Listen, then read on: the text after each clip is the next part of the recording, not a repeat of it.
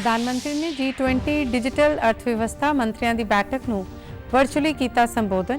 G20 देशों ਨੂੰ आलमी टैक्नोलॉजी आधारित प्रणाली ते काम करने की की अपील। हरियाणा के पानीपत में स्थित गुरु तेग बहादुर मैदान में सूबा पद्धरी तीज महोत्सव मनाया गया। मुख्यमंत्री मनोहर लाल मुख्य मेहमान वजों होए शामिल। चंडीगढ़ के प्रशासक की अगवाई हेठ प्रशासक के सलाहकार कौंसल की हुई मीटिंग। तनास और मुलवा में जल्द ही बनाए जाएंगे नवे हस्पताल। नमस्कार, खबरां दे बुलेटिन में तुहाडा स्वागत है। मैं हाँ गीतू गुलाटी और हुण खबरां विस्तार नाल।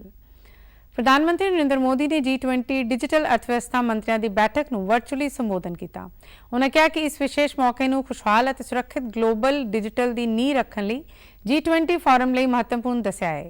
उन्होंने G20 देशों ਨੂੰ आलमी टैक्नोलॉजी आधारित प्रणाली ਦੇ काम करने की अपील की। उन्होंने एक वर्चुअल ग्लोबल डिजिटल बुनियादी ढांचा बनाने ਲਈ डिजिटल अर्थव्यवस्था ते G20 कार्य समूह के यत्नां का स्वागत किया। We have used the power of the GEM Trinity, Jan Dhan bank accounts, Aadhaar and mobile to revolutionize financial inclusion in India. Every month, nearly 10 billion transactions take place on UPI, our instant payment system.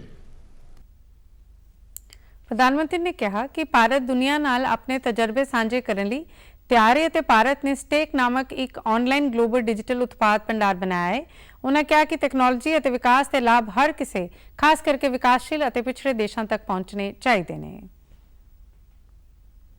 For digital commerce is democratizing e-commerce. Fully digitized taxation systems are promoting transparency and e-governance. We are building Bhashini, an AI-powered language translation platform. It will support digital inclusion in all the diverse languages of India. Rail मंत्री अश्विनी वैष्णव ने G20 digital अर्थव्यवस्था मंत्रियों की meeting में भारत की प्रधानगी की। उन्होंने कहा कि प्रधानमंत्री के विजन अनुसार टैक्नोलॉजी के लाभ सब तक पहुँचने ने।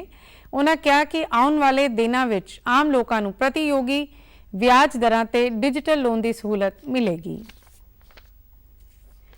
हरियाणा के पानीपत में स्थित गुरु तेग बहादुर मैदान में आज सूबा पद्धरी तीजा महा उत्सव मनाया गया।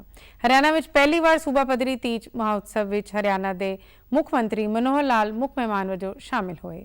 उन्होंने बेटी बचाओ बेटी पढ़ाओ ते जोर दिंदियां कहा कि प्रधानमंत्री सदका बीते समय में महिला और पुरुष का जो लिंग अनुपात 871 सी ਉਹ ਹੁਣ ਵੱਧ ਕੇ 927 ਹੋ ਗਿਆ ਹੈ। उन्होंने कहा कि महिलावां के सशक्तिकरण को लैके सिक्ख्या खेतर राजनीतिक खेतर में अनेक काम किए ने। पंचायतों में 50% महिलावां की राखवाकरण की है। हरियाणा में इस तरह की गारंटी देने वाला ये पहला सूबा है। तीज ने बोया है तो इसके अंदर हमारी जो खुशी का एक लहर का जो एक प्रारंभ होता है, लोकगीत हैं, लोक संगीत है, खुशी का उद्गार ये इस तीज से प्रारंभ होता है।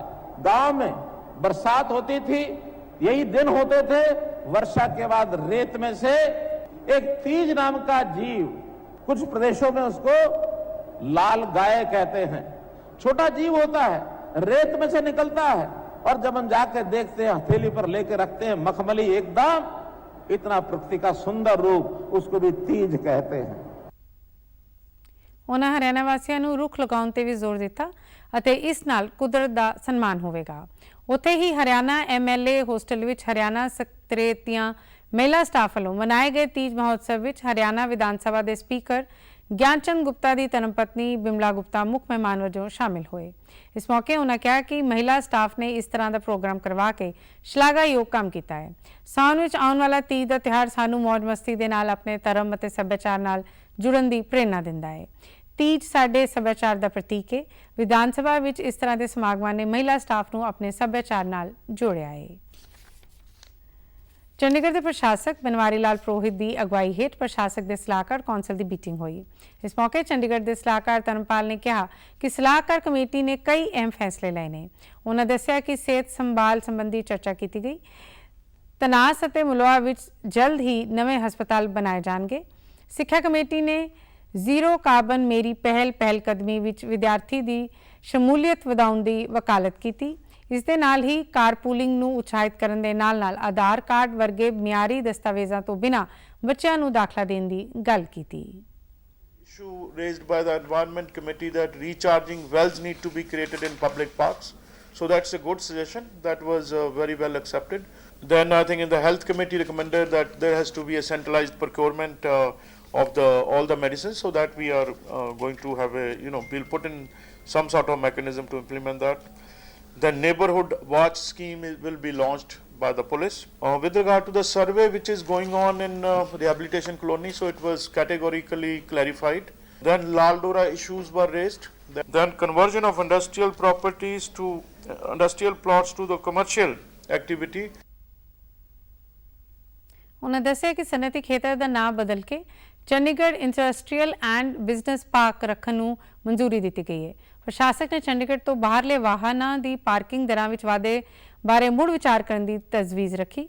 स्टेट ऑफिस चंडीगढ़ वालों करवाए गए पुनर्वास कलोनियां के सर्वेखण के संबंध में प्रशासक ने भरोसा दिता कि सर्वेखण तो बाद किसी भी व्यक्ति को उसके घर तो बाहर नहीं कढ़िया जाएगा। यूटी प्रशासक ने कमज़ोर श्रेणियां लई तुरंत कार्रवाई और हमदर्दी ते जोर दिता। वातावरण कमेटी ने वाटर रिचार्ज और व्यापक रुख लगाने ते जोर दिता। प्रशासक ने सुझाव दिता कि यूनिवर्सिटी के विद्यार्थी और अध्यापक बाजारां विच सिंगल यूज़ प्लास्टिक नाल नजिठण विच सहायता करन। सेहत कमेटी ने मुख हस्पतालों विच मैडिकल खरीदारी समकालीकरण की रूपरेखा तैयार की थी। मलोआ ते तनास विच 50 बिस्तरियां वाले हस्पताल ते काम शुरू करने दी योजनावां की पुष्टि की थी। प्रधानमंत्री नरेंद्र मोदी इस महीने की 22 तारीख तो दक्षिणी अफ्रीका ते ग्रीस के 4 दिनों के दौरे पर जाएंगे। 22 तो 24 अगस्त तक दक्षिणी अफ्रीका और जोहान्सबर्ग के अपने 3 दिना यात्रा दौरान प्रधानमंत्री मोदी दक्षिणी अफ्रीका के राष्ट्रपति माटाबेला सिरल रामफोसा के सदे ते 15वें ब्रिक्स सम्मेलन में शामिल होंगे। 2019 तो बाद यह पहला अजिहा ब्रिक्स सम्मेलन है जिस विच वख-वख देशों के आगू निजी तौर पर हिस्सा ले रहे हैं। दक्षिणी अफ्रीका के दौरे तो बाद प्रधानमंत्री 25 अगस्त को ग्रीस जाएंगे।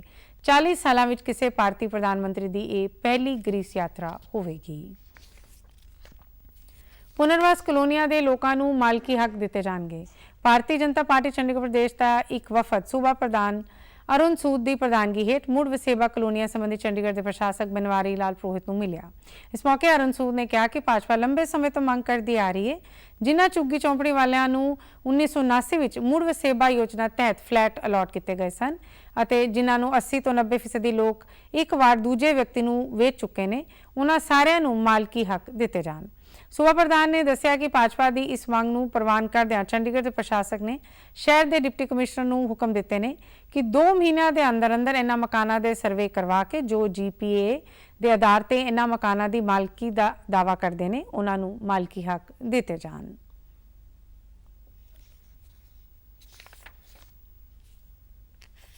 जो 1979 में पुनर्वास के मकान दिए गए थे, उन मकानों के लोगों की एक लंबे समय से मांग थी कि उनको मालिकाना हक दिया जाए। और ये मांग जो है भारतीय जनता पार्टी के पिछले चुनावी घोषणा पत्र में भी हमने रखी थी कि हम ये मालिकाना हक दिलाएंगे। भारतीय जनता पार्टी लंबे समय से इस बारे में कि ये कैसे हक दिलाया जाए अधिकारियों के साथ लगातार तालमेल के साथ काम कर रही थी। बीच में जब ये 2 दिन पहले 25 सेक्टर में सर्वे करने के लिए लोग गए तो उससे पहले भारतीय जनता पार्टी के लोगों द्वारा ये एक स्कीम प्रशासक के साथ मिलकर जो है इसको बनाने का निर्णय ले लिया गया था। भाजपा वफद ने प्रशासक तो मांग की है कि चंडीगढ़ के 23 पिंडों में लाल डोरे तो बाहर जो सारियां हुई ने उन्होंने रैगूलर किया जाएगा। प्रशासक वालों भरोसा दिता गया कि छेती ही चंडीगढ़ मास्टर प्लान में बदलाव करके इन्हां सारियां इमारतों एक नीति तहत रैगूलर करवाना शुरू कर देंगे। वफद की मांग ते प्रशासक ने प्रशासन को हुक्म दिते ने कि जेकर चंडीगढ़ के व्यापारियों कोल दूजे राज्यों की तर्ज से सी फार्म नहीं ने तो 1 टाइम सैटलमेंट पॉलिसी की प्रक्रिया जल्द तो जल्द मुकम्मल की जाए।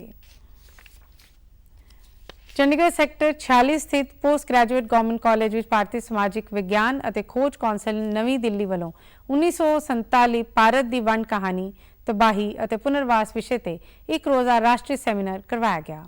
ਇਹ ਸੈਮੀਨਾਰ ਇਤਿਹਾਸ ਵਿਭਾਗ ਵੱਲੋਂ ਕ੍ਰਾਸ ਮਾਈਗ੍ਰੇਸ਼ਨ ਕਾਰਨ ਵੱਡੀ ਗਿਣਤੀ ਵਿੱਚ ਲੋਕਾਂ ਦੇ ਉਜਾੜੇ ਅਤੇ ਦੇਸ਼ ਦੀ ਰਾਜਨੀਤੀ, ਆਰਥਿਕਤਾ ਅਤੇ ਸਮਾਜ ਤੇ ਪੈਣ ਵਾਲੇ ਘਾਤਕ ਪ੍ਰਭਾਵਾਂ ਦੀ ਯਾਦ ਵਿੱਚ ਆਯੋਜਿਤ ਕੀਤਾ ਗਿਆ ਹੈ। ਕਾਲਜ ਦੇ ਪ੍ਰਿੰਸੀਪਲ ਡਾਕਟਰ ਆਬਾ ਸੁਦਰਸ਼ਨ ਦੀਨ, ਡਾਕਟਰ ਰਾਜੇਸ਼ ਕੁਮਾਰ ਅਤੇ vice principal doctor Baljit Singh ਨੇ ਸਮੂਹ ਪਤਵੰਤਿਆਂ ਦਾ ਨਿੱਘਾ ਸਵਾਗਤ ਕੀਤਾ। ਆਧੁਨਿਕ ਪੀੜ੍ਹੀ ਨੂੰ ਭਾਰਤ ਦੀ ਬਸਤੀਵਾਦੀ ਵਿਰਾਸਤ ਅਤੇ ਆਜ਼ਾਦੀ ਅੰਦੋਲਨ ਨੂੰ ਪੜ੍ਹਨ ਅਤੇ ਸਮਝਣ ਅਤੇ ਭਾਰਤ ਮਾਤਾ ਦੀ ਖਾਤਰ ਆਪਣੀਆਂ ਜਾਨਾਂ ਕੁਰਬਾਨ ਕਰਨ ਵਾਲੇ ਹਜ਼ਾਰਾਂ ਕ੍ਰਾਂਤੀਕਾਰੀਆਂ ਨੂੰ ਯਾਦ ਕਰਨ ਦੀ ਵਕਾਲਤ ਕੀਤੀ। ਸੈਮੀਨਾਰ ਵਿੱਚ ਕਾਲਜ ਦੀ ਫੈਕਲਟੀ, ਸਟਾਫ ਅਤੇ ਵਿਦਿਆਰਥੀਆਂ ਨੇ ਵੱਡੀ ਗਿਣਤੀ ਵਿੱਚ ਭਾਗ ਲਿਆ। ਵੰਡ ਦੇ ਇਤਿਹਾਸਕ ਅਤੇ ਰਾਜਨੀਤਿਕ ਪਹਿਲੂਆਂ ਤੋਂ ਜਾਣੂ ਕਰਵਾਇਆ। ਇਦਮ ਭਾਰਤੀ ਫਾਊਂਡੇਸ਼ਨ ਵੱਲੋਂ ਨਹਿਰੂ ਯੁਵਾ ਕੇਂਦਰ ਚੰਡੀਗੜ੍ਹ ਦੇ ਸਹਿਯੋਗ ਨਾਲ ਪੰਜਾਬ ਯੂਨੀਵਰਸਿਟੀ ਦੇ ਯੁਵਕ ਭਲਾਈ ਵਿਭਾਗ ਵਿੱਚ ਯੂਥ ਯੁਵਾ ਸੰਵਾਦ ਇੰਡੀਆ ਐਟ 2047 ਪ੍ਰੋਗਰਾਮ ਕਰਵਾਇਆ ਗਿਆ। ਪੰਜਾਬ ਯੂਨੀਵਰਸਿਟੀ ਦੇ ਯੁਵਕ ਭਲਾਈ ਵਿਭਾਗ ਦੇ ਡਾਇਰੈਕਟਰ ਰੋਹਿਤ ਸ਼ਰਮਾ ਮੁੱਖ ਮਹਿਮਾਨ ਵਜੋਂ ਸ਼ਾਮਿਲ ਹੋਏ। ਇਸ ਪ੍ਰੋਗਰਾਮ ਬਾਰੇ ਜਾਣਕਾਰੀ ਦਿੰਦਿਆਂ ਨਹਿਰੂ ਯੁਵਾ ਕੇਂਦਰ ਦੀ ਜ਼ਿਲ੍ਹਾ ਯੁਵਾ ਅਧਿਕਾਰੀ ਸੰਜਨਾ ਵਤਸ ਨੇ ਦੱਸਿਆ ਕਿ ਇਸ ਪ੍ਰੋਗਰਾਮ ਤਹਿਤ ਯੁਵਾ ਸੰਵਾਦ ਕਰਵਾਇਆ ਜਾ ਰਿਹਾ ਹੈ, ਜਿਸ ਦਾ ਮਕਸਦ ਨੌਜਵਾਨਾਂ ਨੂੰ ਆਜ਼ਾਦੀ ਦੇ ਅੰਮ੍ਰਿਤ ਕਾਲ ਦੇ ਪੰਜ ਪ੍ਰਣ ਤੋਂ ਜਾਣੂ ਕਰਾਉਣਾ ਹੈ, ਜਿਸ ਤਹਿਤ ਕੌਮੀ ਏਕਤਾ ਤੇ ਇਕਜੁੱਟਤਾ, ਵਿਕਸਿਤ ਭਾਰਤ ਦਾ ਟੀਚਾ, ਭਾਰਤ ਦੀ ਵਿਰਾਸਤ ਅਤੇ ਵਿਰਸੇ ਪ੍ਰਤੀ ਮਾਣ ਦੀ ਭਾਵਨਾ ਤੋਂ ਜਾਣੂ ਕਰਵਾਇਆ। ਸਕੂਲ ਦੇ ਵਿਦਿਆਰਥੀਆਂ ਨੇ ਨਹਿਰੂ ਯੁਵਾ ਕੇਂਦਰ ਦੀਆਂ ਪ੍ਰਾਪਤੀਆਂ ਅਤੇ ਯੋਗਦਾਨ ਬਾਰੇ ਜਾਣਕਾਰੀ ਦਿੱਤੀ। ਪ੍ਰੋਗਰਾਮ ਦੇ ਅੰਤ ਵਿੱਚ ਸਾਰਿਆਂ ਨੇ ਆਜ਼ਾਦੀ ਦੇ ਅੰਮ੍ਰਿਤ ਮਹੋਤਸਵ ਨੂੰ ਸਫਲ ਬਣਾਉਣ ਲਈ ਪ੍ਰਣ ਕੀਤਾ। ਰਾਜ ਸਭਾ ਮੈਂਬਰ ਵਿਕਰਮਜੀਤ ਸਿੰਘ ਸਾਨੀ ਨੇ ਚੰਡੀਗੜ੍ਹ ਸੈਕਟਰ 17 ਸਥਿਤ ਹੋਟਲ ਤਾਜ ਵਿੱਚ ਇੱਕ ਪ੍ਰੈਸ ਕਾਨਫਰੰਸ ਕੀਤੀ। ਉਹਨਾਂ ਨੇ ਗੱਤਕੇ ਨੂੰ ਨੈਸ਼ਨਲ ਗੇਮ ਦਾ ਦਰਜਾ ਦੇਣ ਵਿੱਚ ਕੇਂਦਰੀ ਖੇਡ ਮੰਤਰੀ ਅਨੁਰਾਗ ਸਿੰਘ ਠਾਕੁਰ ਦਾ ਧੰਨਵਾਦ ਕੀਤਾ। ਲੁਧਿਆਣਾ ਸਥਿਤ ਹਲਵਾਰਾ ਏਅਰਪੋਰਟ ਦਾ ਕੰਮ ਸ਼ੁਰੂ ਹੋ ਗਿਆ ਹੈ, ਜੋ ਕਰੀਬ 1 ਸਾਲ ਵਿੱਚ ਪੂਰਾ ਹੋ ਜਾਵੇਗਾ। ਲੁਧਿਆਣਾ ਉਹ ਉਦਯੋਗਿਕ ਸ਼ਹਿਰ ਹੈ ਜਿੱਥੇ ਇਹ ਪਹਿਲਾ ਅੰਤਰਰਾਸ਼ਟਰੀ ਏਅਰਪੋਰਟ ਹੋਵੇਗਾ। मैं भी कदे गतका खेडा नहीं, लेकिन मैनू भी जोश आ गया। लेकिन असी स्पोर्ट्स मिनिस्टर अनुराग ठाकुर जी का मैं धन्यवाद करना कि उन्होंने गतका नू, मैं पार्लीमेंट च क्वेश्चन किया भी gatka should be included in the national game, वो नोटिफिकेशन हो गया। और ये लुधियाने वाला एयरपोर्ट, हलवारा एयरपोर्ट इंटरनैशनल सी, उहदे च कोई फाइनैंशियल मसला सी, कॉन्ट्रैक्टर की पेमेंट नहीं हुई सी 41 करोड़। तो मैं ज्योतिराजे सिंधिया जी नू मिलिया, भगवंत मान जी नू मिलिया, ਤੇ ਉਹਨਾਂ ਨੂੰ ਮੈਂ ਟੇਕ ਅਪ ਕੀਤਾ। ਉਹ ਮੈਟਰ ਸੈਂਟਰ ਔਰ ਸਟੇਟ ਦੇ ਵਿੱਚ ਸੋਲਵ ਹੋ ਗਿਆ। ਉਹਦੇ ਤੇ ਉਹਨੇ ਕਿਹਾ ਕਿ ਜਦੋਂ ਵੀ ਪੰਜਾਬ ਤੇ ਔਕੜ ਆਉਂਦੀ ਹੈ, ਸਰਕਾਰ ਆਪਣਾ ਕੰਮ ਕਰਦੀ ਹੈ। ਅਸੀਂ ਲੋਕ ਨੁਮਾਇੰਦੇ ਹੋਣ ਦੇ ਨਾਲ ਸਾਡਾ ਫਰਜ਼ ਬਣਦਾ ਹੈ ਕਿ ਅਸੀਂ ਨਿੱਜੀ ਤੌਰ ਤੇ ਵੀ ਸਹਾਇਤਾ ਕਰੀਏ। ਪੰਜਾਬ ਦੇ ਸਥਾਨਕ ਸਰਕਾਰਾਂ ਬਾਰੇ ਮੰਤਰੀ ਬਲਕਾਰ ਸਿੰਘ ਨੇ ਚੰਡੀਗੜ੍ਹ ਵਿੱਚ ਜ਼ਿਲ੍ਹਾ ਜਲੰਧਰ, ਕਪੂਰਥਲਾ, ਹੁਸ਼ਿਆਰਪੁਰ ਅਤੇ ਸ਼ਹੀਦ ਭਗਤ ਸਿੰਘ ਨਗਰ ਵਿੱਚ ਪੈਂਦੀਆਂ ਨਗਰ ਕੌਂਸਲਾਂ, ਨਗਰ ਪੰਚਾਇਤ ਗੁਰਾਇਆ, ਬਿਲਗਾ, ਸ਼ਾਹਕੋਟ, ਭੋਗਪੁਰ, ਬੋਗੋਵਾਲ, ਢਿਲਵਾਂ, ਨਡਾਲਾ, ਪੁਲੱਥ, ਮਹਿਲਪੁਰ ਅਤੇ ਬਲਾਚੌਰ ਵਿੱਚ ਵੱਖ-ਵੱਖ ਸਕੀਮਾਂ ਦੇ ਅਧੀਨ ਚੱਲ ਰਹੇ ਵਿਕਾਸ ਕਾਰਜਾਂ ਦਾ ਜਾਇਜ਼ਾ ਲੈਂਦੇ ਅਧਿਕਾਰੀਆਂ ਨੂੰ ਨਿਰਦੇਸ਼ ਦਿੱਤੇ ਨੇ ਕਿ ਇਹਨਾਂ ਵਿਕਾਸ ਕਾਰਜਾਂ ਨੂੰ ਤੇਜ਼ੀ ਨਾਲ ਮੁਕੰਮਲ ਕੀਤਾ ਜਾਵੇ। ਕੈਬਨਿਟ ਮੰਤਰੀ ਨੇ ਅਧਿਕਾਰੀਆਂ ਨੂੰ ਕਿਹਾ ਕਿ ਜੇਕਰ ਉਹਨਾਂ ਨੂੰ ਆਪਣੇ ਇਲਾਕੇ ਵਿੱਚ ਸਾਫ਼ ਸਫਾਈ ਨੂੰ ਸਹੀ ਰੱਖਣ ਲਈ ਕਿਸੇ ਵੀ ਤਰ੍ਹਾਂ ਦੀ ਮਿਸ਼ਨਰੀ ਦੀ ਜ਼ਰੂਰਤ ਹੈ ਤਾਂ ਉਹ ਪਹਿਲ ਦੇ ਆਧਾਰ ਤੇ ਖਰੀਦੀ ਜਾਵੇ। ਉਹਨਾਂ ਨੇ ਅਧਿਕਾਰੀਆਂ ਨੂੰ ਨਿਰਦੇਸ਼ ਦਿੱਤੇ ਨੇ ਕਿ ਸਾਡੀ ਸਰਕਾਰ ਸੂਬਾ ਵਾਸੀਆਂ ਨੂੰ ਭ੍ਰਿਸ਼ਟਾਚਾਰ ਮੁਕਤ ਪ੍ਰਸ਼ਾਸਨ ਮੁਹੱਈਆ ਕਰਵਾਉਣ ਲਈ ਵਚਨਬੱਧ ਹੈ। ਇਸ ਲਈ ਜੇਕਰ ਕੋਈ ਵੀ ਵਿਅਕਤੀ ਭ੍ਰਿਸ਼ਟਾਚਾਰ ਕਰਦਾ ਫੜਿਆ ਜਾਂਦਾ ਹੈ ਤਾਂ ਉਸ ਨੂੰ ਬਖਸ਼ਿਆ ਨਹੀਂ ਜਾਵੇਗਾ। ਤੇ ਹੁਣ ਖਬਰਾਂ ਫਟਾਫਟ।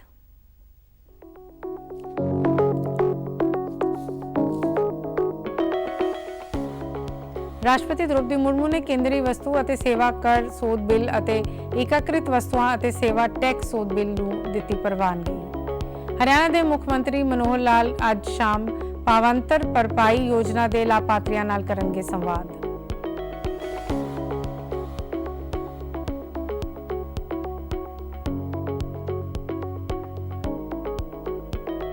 ਭਾਰਤ ਨੇ ਆਇਰਲੈਂਡ ਖਿਲਾਫ T20 ਲੜੀ ਦਾ ਪਹਿਲਾ ਮੁਕਾਬਲਾ 2 ਦੌੜਾਂ ਨਾਲ ਜਿੱਤਿਆ। ਅੰਤਿਮ ਪੰਗਾਲ ਲਗਾਤਾਰ ਦੂਜੀ ਵਾਰ ਅੰਡਰ 20 ਵਿਸ਼ਵ ਕੱਪ ਖਿਤਾਬ ਜਿੱਤਣ ਵਾਲੀ ਪਹਿਲੀ ਭਾਰਤੀ ਮਹਿਲਾ ਪਹਿਲਵਾਨ ਬਣੀ।